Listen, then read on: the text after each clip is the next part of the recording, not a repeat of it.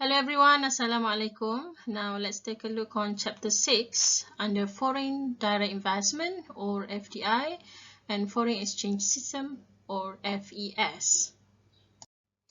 Under this chapter, we should cover on 8 subtopics. Firstly, the introduction of foreign direct investment and foreign exchange system. Second, the horizontal and vertical direct investment and their impact on corporate strategy formulation. Third subtopic, currency formulation and the function of the foreign exchange market. Fourthly, economic theories of exchange rate determination. Next is the investor psychology and bandwagon effects.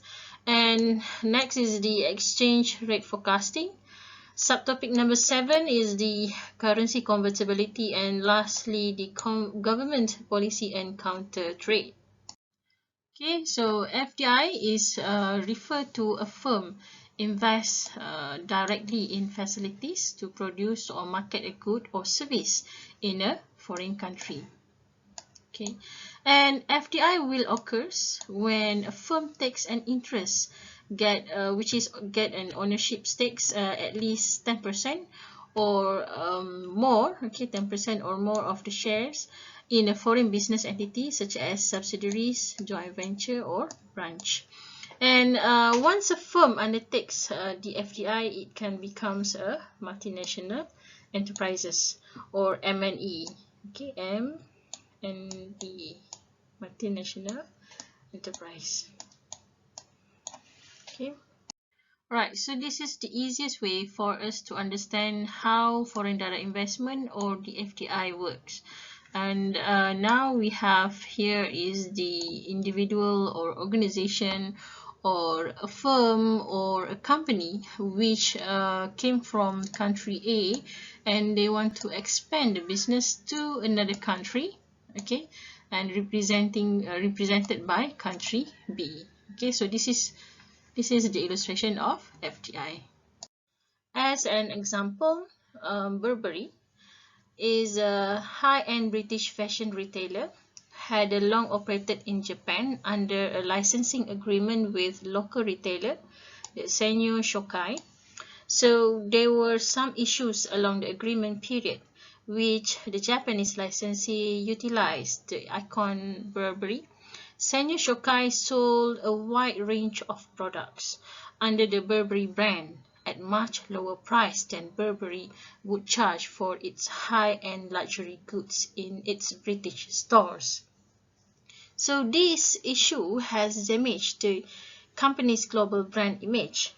Therefore, Burberry decided to end the licensing agreement and had to close some 400 licensed stores in Japan.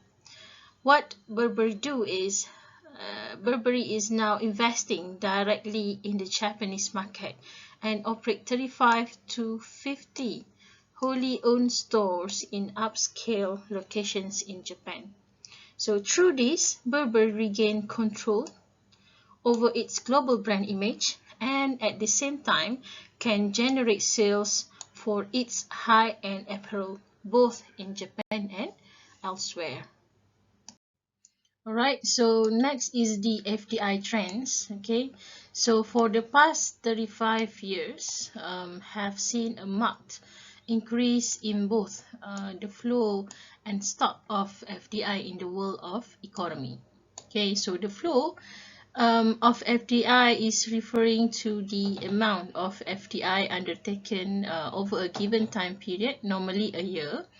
Outflows of FDI is the flow of FDI out of country, and the inflow of FDI is the flow of FDI into a country. Okay, so the stock of FDI is referring to the total accumulated value of foreign owned assets as a given time. When we talk about the direction of foreign direct investment, historically, most FDI has been directed at the developed nations of the world. Advanced countries invested on other markets, and US is one of a favorite target. Foreign direct investment inflows have remained high during early 2000s for the US and also for the EU. Okay, and at the same time, foreign direct investment into developing countries also increasing, while developed countries still account for the largest share of FDI inflows. Most recent inflows into developing nations have been targeted at the emerging economies, economies of Southeast and Southeast Asia, and particularly in China, are now seeing an increase of FDI inflows. And then Latin America is also emerging as an important region for foreign direct investment. So why FDI grown rapidly? So firstly, FDI is as a way to avoid the future trade barriers such as tariff, quotas, licenses, and etc. And much FDI has been driven by the political and economic changes that have been occurring in many developing nations in the world. So which country is always become the source of foreign direct investment? Since the World War II, the US has been the largest source country for FDI. And other than that is the United Kingdom, the Netherlands, France, Germany, and Japan are other important source countries contributing to foreign direct investment. Basically, there are two forms of FDI. First is the greenfield investment, and another one is acquisition or emerging. So for greenfield investment is the establishment of a wholly new operation in a foreign country. So in other words, it is an establishment of a production or service facility starting from the ground up. Okay, and for the acquisition or emerging with existing firm in the foreign country, okay, it is more quicker, more cost effective in gaining competitive advantage such as technology, brand names, logistics, and distribution. As we know, acquisition investment is related to the emerging with existing company in other countries, and greenfield is about setting up a business, setting up our branches in other country from the raw, and both of it have their own pro or their own benefits. Okay, and for the greenfield, the organization, the company can build the subsidiary as it wants, and it's easy to establish operating routines for them.